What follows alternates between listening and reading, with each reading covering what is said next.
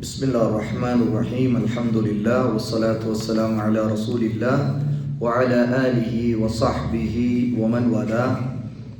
அல் அகீதா அல் இஸ்லாமியா பாடம் 6 லா இலாஹ இல்லல்லாஹ் அல்லாஹ்விடம் ஏற்கப்படுவதற்கான நிபந்தனைகள் என்னென்ன என்பதை நாம் பார்க்கிறோம். அதில் இதுவரைக்கும் 2 நிபந்தனைகளை பார்த்திருக்கிறோம். லா இலாஹ இல்லல்லாஹ்வை சொன்ன ஒருவர் முதலில் அதற்குரிய அல் இல்ம் அறிவு, லா இலாஹாவுடைய பொருளை தெரிந்திருக்க வேண்டும். இரண்டாவது அல் யகீன், அதன் மீது மனதில் உறுதி கொள்ள வேண்டும். அவருடைய அர்த்தத்தில் அவருக்கு சந்தேகம் இருக்கக்கூடாது. அல்லாஹ் மட்டும்தான் வணக்கத்திற்குரியவன் என்பதில் அவருக்கு எந்த சந்தேகம் இல்லாத நிலை இருக்க வேண்டும். மூன்றாவது நிபந்தனை அல் கபூல், மனப்பூர்வமாக ஏற்றுக்கொள்கிற நிலை. அதாவது நிர்பந்தத்தில் அல்ல, மனப்பூர்வமாக ஒருவர் லா இலாஹ இல்லல்லாஹ்வை ஏற்றிருக்க வேண்டும். உதாரணத்திற்கு ஒருவர் முஸ்லீம் ஆகிறார் என்று வைத்துக் கொள்ளுங்கள். அவர் வேறு ஏதோ ஒரு நிர்பந்தத்திற்காக கட்டாயப்படுத்தப்பட்டு முஸ்லீம் ஆனார் என்றால் அவர் உண்மையிலே லா இலாஹ இல்லல்லாஹ்வை மனப்பூர்வமாக சொல்லியிருப்பாரா? சொல்ல மாட்டார். அவர் நாவளவில் சொல்லியிருப்பார். உள்ளத்திற்கும் நாவிற்கும் இடைவெளி இருக்கும். உள்ளத்தில் அது இருக்காது, ஆனால் நாக்கில் மட்டும் இருக்கும். ஆக இங்கே அல் கபூல் என்றால் ஒரு முஸ்லீம் லா இலாஹ இல்லல்லாஹ்வுடைய அர்த்தத்தை தெரிந்திருப்பதோடு, அதாவது இல்மும் இருக்க வேண்டும், யகீனும் இருக்க வேண்டும், அதில் உறுதி இருக்க வேண்டும், மனதில் அதில் சந்தேகம் இருக்கக்கூடாது. மூன்றாவது கபூல், மனப்பூர்வமாக உள்ளத்தில் அவர் விரும்ப வேண்டும், ஏற்றுக்கொள்ள வேண்டும். ஆகவே அவருடைய லா இலாஹ இல்லல்லாஹ் கலிமா ஷஹாதா உள்ளத்திலும் நாவிலும் இருக்க வேண்டும் என்பது இதனுடைய கருத்து. முஷ்ரிக்குகள், அதாவது அல்லாஹ்வுக்கு இணை வைக்கக்கூடிய மக்கள், அவர்களை பற்றிய சம்பவத்தை அல்லாஹ் தஆலா குர்ஆனிலே சொல்லி காட்டுகிறார். இன்னஹும் கானு இதா கீல லஹும் லா இலாஹ இல்லல்லாஹ் யஸ்தக்பிரூன். அல்லாஹ்வை தவிர வணக்கத்திற்குரிய இறைவன் உங்களுக்கு வேறு இல்லை என்று அவர்களுக்கு சொல்லப்பட்டார். அதாவது ரசூலுல்லாஹ் சொல்றாங்க லா இலாஹ இல்லல்லாஹ்னு. அப்படி அவர்களுக்கு சொல்லப்பட்டால் யஸ்தக்பிரூன், உடனே அவர்களுக்கு கர்வம் வந்து விடுகிறது. இதை கேட்டால் அவர்கள் மனதில் ஏற்க முடியவில்லை. ஏனென்றால் அவர்கள் வணங்கி கொண்டிருக்கிற சிலைகள், மலக்குகள், ஜின்கள், இப்படி எத்தனையோ வணங்கி கொண்டிருக்கும் போது எந்த ஒன்றுக்கும் இபாதத்தை செய்யக்கூடாது, அல்லாஹ்வுக்கு மட்டும்தான் செய்யப்பட வேண்டும். அப்படிங்கும் போது இந்த வார்த்தை, இந்த லா இலாஹ இல்லல்லாஹ், அதை கேட்கக்கூடிய இணை வைப்பவர்கள் முஷ்ரிக்குகளுக்கு கடுமையான வெறுப்பை ஏற்படுத்துவதால் அவர்கள் உடனே ரசூலுல்லாஹ்விடம் கிப்ரோடு, ஆணவத்தோடு பேசுகிறார்களாம். அப்போது அவர்கள் எப்படி பேசுகிறார்கள் என்பதை அல்லாஹ் சொல்லுகிறான். வயகூலூன், அவர்கள் உடனே ரசூலுல்லாஹ்வை பார்த்து, முஸ்லிம்களை பார்த்து சொல்லுகிறார்கள், அஇன்னா லதாரிகு ஆலிஹத்தினா லிஷாயிரின் மஜ்னூன். என்ன, பைத்தியம் பிடித்திருக்கிற ஒரு கவிஞருக்காக நாங்கள் வணங்கி கொண்டிருக்கிற தெய்வங்களை எல்லாம் நாங்கள் விட்டு விடுவோமா என்று அவர்கள் பேசுகிறார். அதாவது அவருடைய கர்வம், ஆணவம் எப்படி வார்த்தையாக வெளிப்படுகிறது. லா இலாஹ இல்லல்லாஹ் சொன்ன உடனே கபூல், ஏற்றுக்கொள்ளுகிற மனநிலை அவர்களுக்கு இல்லை, கபூல் செய்கிற மனநிலை இல்லை. உடனே வார்த்தையால் ரசூலுல்லாஹ்வை தாக்குகிறார்கள். எப்படி? ஒரு பைத்தியக்கார கவிஞன் இந்த மனிதன். இந்த மனிதனுக்காக நாங்களும் எங்களுடைய முன்னோர்களும் எவ்வளவோ காலம் வணங்கி கொண்டிருக்கிற இந்த தெய்வங்களை எல்லாம் இவருடைய சொல்லை கேட்டு நாங்கள் விட்டு விடுவோமா என்று பேசினார்களாம். அல்லாஹ் தஆலா சூரா அஸ்-சாஃபாத் 37வது சூராவுடைய 36, 35, 36 2 ஆயத்துகளில் இதை சொல்லி காட்டுகிறார். அப்ப இதை கொண்டு ஷேக் ரஹிமஹுல்லாஹ், இந்த புத்தகத்துடைய ஆசிரியர் என்ன சொல்லுகிறார்கள்? அல்லாஹ்வை ஈமான் கொண்டவர்கள் கலிமா சொன்னது போல அவர்கள் சொல்ல மறுத்து ஆணவத்தை வெளிப்படுத்தினார்கள். அதாவது அந்த முஷ்ரிக்குகள் ஆணவத்தை வெளிப்படுத்துகிறார்கள். இதுதான் இந்த ஆயத்துடைய கருத்து. அப்ப லா இலாஹ இல்லல்லாஹ் சொல்லக்கூடியவர் உண்மையில் மனம் விரும்பியதை சொல்ல வேண்டும். அல்லாஹ்வுடைய நபி ஸல்லல்லாஹு அலைஹி வஸல்லம் உடைய ஒரு ஹதீஸை இங்கே நாம் பார்க்கிறோம். உமிர்து அன் உகாத்தில الناس حتى يقولوا لا اله الا الله. எனக்கு கட்டளையிடப்பட்டிருக்கிறது மக்கள், மனிதர்கள் லா இலாஹ இல்லல்லாஹ் என்று சொல்லும் வரைக்கும் அவர்களுக்கு எதிராக போர் புரிய வேண்டும் என்று கட்டளையிடப்பட்டிருக்கிறது. யார் கட்டளையிட்டிருக்கிறது? அல்லாஹ். அல்லாஹ் தன்னுடைய நபிக்கு கட்டளையிட்டிருக்கிறான், உங்களுக்கு நீங்கள் போர் செய்யுங்கள் அவர்களோடு. அதாவது இது ஜிஹாதுடைய கட்டளை. இந்த கட்டளை ரசூலுல்லாஹி ஸல்லல்லாஹு அலைஹி வஸல்லமுக்கு மதீனாவுக்கு வந்த பிறகு அவர்களுக்கு என்ற ஆட்சி அதிகாரத்தை அல்லாஹ் கொடுத்த பிறகு அந்த லா இலாஹ இல்லல்லாஹ்வை மக்களிடம் பரப்பும் போது அதற்கு எதிராக இருக்கக்கூடிய மக்களுக்கு மத்தியில் அவர்கள் போர் செய்கின்ற கட்டளையை அல்லாஹ் தஆலா விதிக்கிறார்.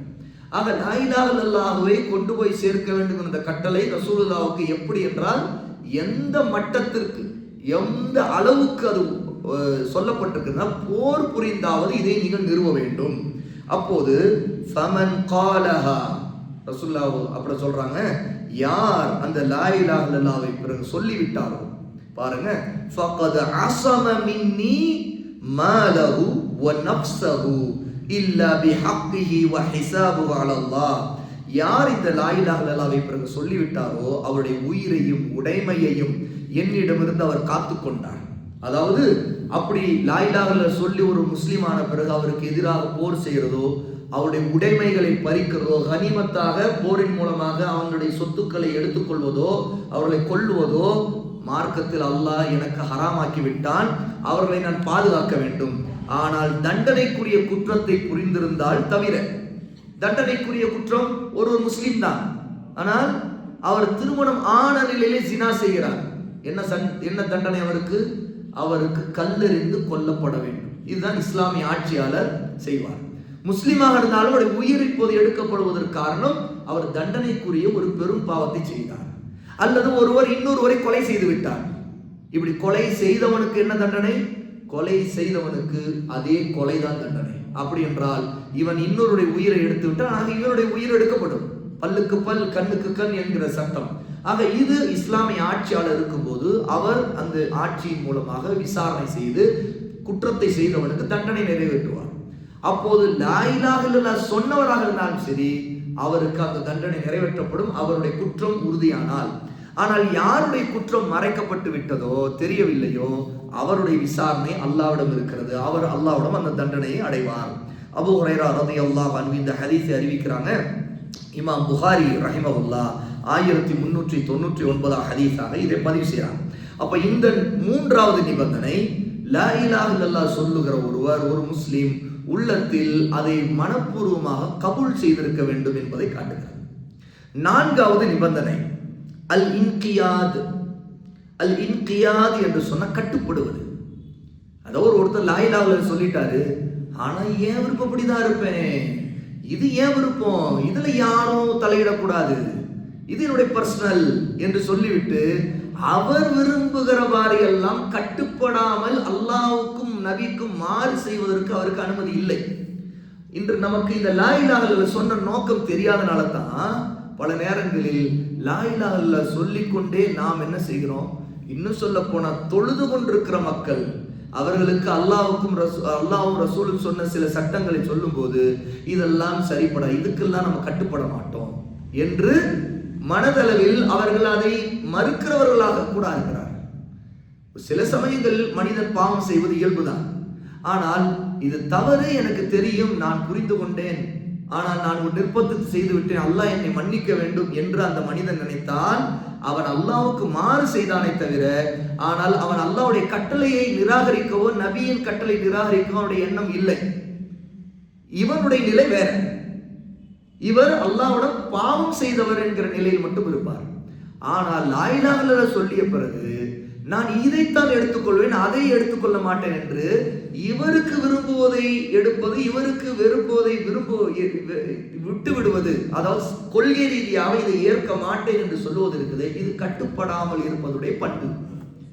ரசூலுல்லாஹி ஸல்லல்லாஹு அலைஹி வஸல்லம் காலத்திற்கு பிறகு ஜகாத் கொடுக்க மாட்டோம் என்று மறுத்தவர்கள் அபூபக்கர் ரலியல்லாஹு ஆட்சி காலத்தில் உருவானார்கள். அவர்கள் சொன்னார்கள், நாங்கள் தொழுவோம், நோன்பு வைப்போம், எல்லாம் அதெல்லாம் எங்களுக்கு சரி, நாங்கள் ஏற்றுக்கொள்கிறோம். ஆனால் ஜகாத் கேட்கிறீர்கள் என்றால் அதை நாங்கள் கொடுக்க மாட்டோம், இது எங்களை பொறுத்த வரைக்கும் இதிலே நாங்கள் ஏற்க மாட்டோம் என்று சொன்னார்கள். அப்போ அபூபக்கர் ரலியல்லாஹு அவர்களுக்கு எதிராக போர் செய்தார்கள். காரணம் என்ன? இப்படி கட்டுப்பட கொள்கை ரீதியாக மறுப்பது ஒருவன் மார்க்கத்தை விட்டு இஸ்லாமை விட்டு வெளியேறுவதற்கான காரணங்களிலும் உள்ளது. அவன் தான் இதை ஏற்க மாட்டேன் என்று சொல்றான். அப்படி என்றால் இஸ்லாமில் ஒரு சிலதை ஏற்பான், ஒரு சிலதை கொள்கை ரீதியாக நாம் மாட்டேன் என்று சொல்லுகிறான். இது ஒரு மிகப்பெரிய குஃபர், இது ஒரு மிகப்பெரிய குஃபர். அப்ப ரசூலுல்லாஹி ஸல்லல்லாஹு அலைஹி வஸல்லம் இந்த தீன் முழுக்க கட்டுப்படுவதை லா இலாஹ இல்லல்லாஹ்விலே இருக்கிறது. அல்லாஹ்வுக்கு முழுக்க கட்டுப்படுவது இது லா இலாஹ இல்லல்லாஹ்வுடைய நோக்கங்களில் உள்ளது. பாருங்க, அல்லாஹ் தஆலா குர்ஆனிலே சொல்கிறான், வ அனீபு இலா ரப்பிக்கும் வ அஸ்லிமு லஹு. உங்களுடைய இரட்சகரின் பக்கம் நீங்கள் திரும்பி விடுங்கள், அவனுக்கே நீங்கள் கட்டுப்பட்டு கீழ்ப்படிந்து விடுங்கள் என்று அல்லாஹ் சொல்கிறான். இது சூரா அஸ்-ஸுமர் 39வது சூராவுடைய 54வது ஆயத்திலே அல்லாஹ் சொல்லுகிறான். ஆக லா இலாஹ இல்லல்லாஹ் சொன்னவர் அதனுடைய இல்மும் அவர் கற்றுக்கொள்ள வேண்டும், யகீன் மனதில் உறுதியும் இருக்க வேண்டும். மூன்றாவது கபூல், உள்ளத்தில் அவர் மனப்பூர்வமாக அதை ஏற்றிருக்க வேண்டும். நான்காவது இன்கியார், அதற்கு கட்டுப்படவும் வேண்டும். ஐந்தாவது அஸ்ஸிதுக். அஸ்ஸிதுக் என்று சொன்னால் உண்மையாக இருப்பது, அதாவது போலித்தனமாக இல்லை, நடிப்பது அல்ல, அல்லது மக்களிலே வெளி உலக ஆதாயத்திற்காக அல்ல, அல்லது வேறு யாரோவை திருப்திப்படுத்துவதற்காக அல்ல, உள்ளத்தில் உண்மையாக அந்த லா இலாஹ இல்லல்லாஹ்வை ஏற்றிருப்பது. அப்படி என்றால் ஒருவர் இந்த சிதுக் தன்மை உள்ளவராக இருந்தால் அவரிடமிருந்து நிஃபாக் போய்விடும். நிஃபாக் என்றால் நயவஞ்சகம். நயவஞ்சகர்கள் என்று முனாஃபிக்குகளை வரலாறுல அறிகிறோமே, அவருடைய அடிப்படை பிரச்சனை என்ன தெரியுமா? அவர்கள் சிதுக் இல்லாமல் இருந்தார்கள். அதாவது வெளிப்புறத்தில் பார்த்தால் அவர்கள் தொழுவார்கள், நோன்பு வைப்பார்கள், ஜகாத் கொடுத்தார்கள், ரசூலுல்லாஹ்வோடு ஹஜ்ஜுக்கும் வந்தார்கள், உம்ராவுக்கு வந்தார்கள். பாருங்கள், இஸ்லாமுடைய எல்லா கடமைகளும், இஸ்லாமுடைய 5 தூண்கள் என்ன? கலிமா லா இலாஹ இல்லல்லாஹ், 2வது தொழுகை, 3வது ஜகாத், 4வது நோன்பு, 5வது ஹஜ். இந்த 5ஐயும் அந்த முனாஃபிக்குகள் ரசூலுல்லாஹ்வுடைய காலத்தில் வெளிப்படையாக செய்தார்கள். மக்கள் பார்க்கும் விதத்தில் தங்களை முஸ்லிம்கள் என்று நம்ப வேண்டும் என்று அவர்கள் நம்ப வைத்தார்கள். ரசூலுல்லாவை நம்ப வைப்பதற்காக அவர்கள் ரசூலுல்லாவுக்கு பின்னாடி முதல் சஃபிலே கூட வந்து கூட நிற்பார்கள்.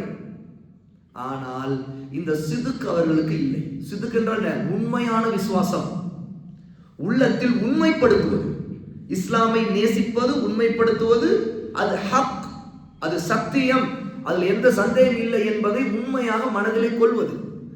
இந்த நிலை, இந்த தன்மை முனாஃபிக்களிடம் இல்லை. ஆகவேதான் அந்த தன்மை அற்ற நிலை இருக்குது, அதைத்தான் நிஃபாக் என்று சொல்வார். யாருடைய உள்ளத்தில் லா இலாஹ இல்லல்லாஹ்வுடைய விஷயத்தில் சிதுக் இல்லையோ அவருடைய உள்ளத்தில் நிஃபாக் இருக்கின்றது அர்த்தம், நயவஞ்சகம் இருக்கின்றது அர்த்தம். அப்ப நாம் லா இலாஹ இல்லல்லாஹ் சொல்லிட்டோம்னா அதை சொல்லக்கூடியவர் உள்ளத்தில் உண்மையாக அதில் இருக்க வேண்டும்.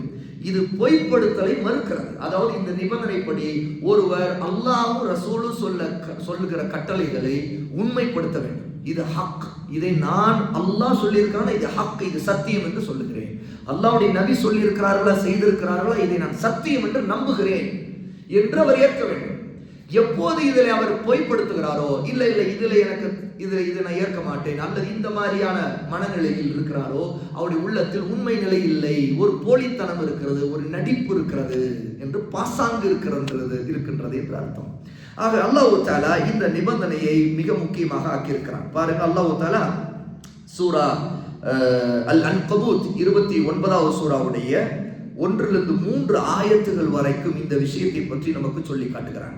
அலிஃப் லாம் மீம் அஹஸிப الناس أن يتركوا أن يقولوا آمنا وهم لا يفتنون. மனிதர்கள் நாங்கள் அல்லாஹ்வை ஈமான் கொண்டு விட்டோம் என்று சொன்னால் அவர்கள் அதனால் சோதிக்கப்படாமலே விட்டுவிடப்படுவார்கள் என்று நினைக்கின்றார்களா? அப்படியா நினைப்பு? அப்படி அல்ல. பாருங்க, அல்லாஹ் சொல்றான், وَلَقَدْ فَتَنَّ الَّذِينَ مِنْ قَبْلِهِمْ فَلَيَعْلَمَنَّ اللَّهُ الَّذِينَ صَدَقُوا وَلَيَعْلَمَنَّ الْكَاذِبِينَ. ஆனால் நிச்சயமாக இவர்களுக்கு முன்னிருந்தவர்களை நாம் நிச்சயமாக சோதித்தே தீர்ந்தோம். ஆகவே இவர்களிலும் உண்மையாளர்கள் யார், ஈமானில் உண்மை உள்ளவர்கள், அதான் சிதுக். இங்க சதகு என்ற வார்த்தை எல்லாம் பயன்படுது. அந்த ஆயத்தை ஏன் ஆதாரமாக கொண்டு வருகிறார்கள் என்றால், சிதுக்குள்ளவர்களா என்று அல்லாஹ் சோதிப்பான். ஈமான் கொண்டிருக்கிறோம், ஈமான் கொண்டிருக்கிறோம், ஏன் சோதனை வருது? ஏன் பலவிதமான சோதனை? ஒருத்தருக்கு பொருளாதார சோதனை, ஒருத்தருக்கு ஆரோக்கியம் சம்பந்தப்பட்ட சோதனை, ஒருத்தருக்கு குடும்ப உறவுகள்ல சோதனை, சொந்த மத சோதனை, ஒருத்தருக்கு மனைவி சோதனை, ஒருத்தருக்கு கணவர் சோதனை, பிள்ளைகள் சோதனை, இப்படி எத்தனையோ விதமான சோதனைகள் வருகிறது. இந்த சோதனைக்கு மத்தியில் ஒருவருடைய ஈமான் சிதுக்கோடு உண்மையாக இருக்கிறது என்பதை அல்லாஹ்விடம் காட்ட வேண்டும். அல்லாஹ் தஆலா இங்கே சொல்லுகிறான், உங்களில் யார் உண்மையாளர்கள் என்பதையும் யார் பொய்யர்கள் என்பதையும் அல்லாஹ் வெளிப்படுத்துவான், அறியப்படுத்துவான் அப்படின்னா. அப்போ ஈமான் கொண்டிருக்கிற அந்த ஈமான் உண்மை நிலையில் இருப்பதற்கு ஒருவருடைய வாழ்க்கையில் எல்லா கட்டத்திலும் அவர் உண்மையாக அல்லாஹ்வுக்கு விசுவாசமாக இருக்க வேண்டும் என்கிறதை அல்லாஹ் தஆலா இந்த ஆயத்தின் மூலமாக சொல்லிக்காட்ட ஒரு ஹதீஸை, ரசூலுல்லாஹ்வுடைய ஹதீஸை இங்கே குறிப்பிடுறாங்க ஷேக். மா மின் அஹதின் யஷ்ஹது அன் லா இலாஹ இல்லல்லாஹ் வ அன்ன முஹம்மதர் ரசூலுல்லாஹ் சிதுகன் மின் கல்பிஹி. பாருங்கள், வணக்கத்திற்குரிய அல்லாஹ்வை தவிர யாரும் இல்லை என்றும் முஹம்மது ஸல்லல்லாஹு அலைஹி வஸல்லம் அல்லாஹ்வின் தூதர் என்றும் யார் மனப்பூர்வமாக உள்ளத்தில் சிதுக்கோடு உண்மை நிலையோடு சொல்கிறாரோ இல்ல ஹர்ரமஹுல்லாஹு அலன்னார், அவருக்கு அல்லாஹ் நரகத்தை தடை செய்யாமல் இருப்பதில்லை. அனஸ் ரலியல்லாஹு அன்ஹு அறிவிக்கக்கூடிய இந்த ஹதீஸ் புகாரில் 128வது ஹதீஸாக இடம்பெறுகிறது. ஆகவே சகோதரர்களே, இன்று நாம் லா இலாஹுடைய நிபந்தனைகளிலே கூடுதலாக சில நிபந்தனைகள் பார்த்திருக்கிறோம். இதற்கு முன்பு 2 நிபந்தனையை பார்த்து அல் இல்ம் அல் யகீன். இன்று அல் கபூல் பார்த்திருக்கிறோம். அதற்கடுத்து அல் இன்கியாத் பார்த்திருக்கிறோம். அதற்கடுத்து அஸ்ஸித்க். மொத்தம் 5 நிபந்தனைகள் பார்த்திருக்கிறோம். இன்னும் சில நிபந்தனைகளை இன்ஷா அல்லாஹ் நாளை பார்ப்போம். அல்லாஹ் சுப்ஹானஹு வ தஆலா நம்முடைய சரியான மார்க்க கல்வியை, கொள்கை அறிவை நாம் வளர்த்துக் கொள்வோமாக. பாரக்கல்லாஹு ஃபீக்கும் வ ஆகிரு தஅவானா அல்ஹம்துலில்லாஹி ரப்பில் ஆலமீன். அஸ்ஸலாமு அலைக்கும் வரஹ்மத்துல்லாஹி.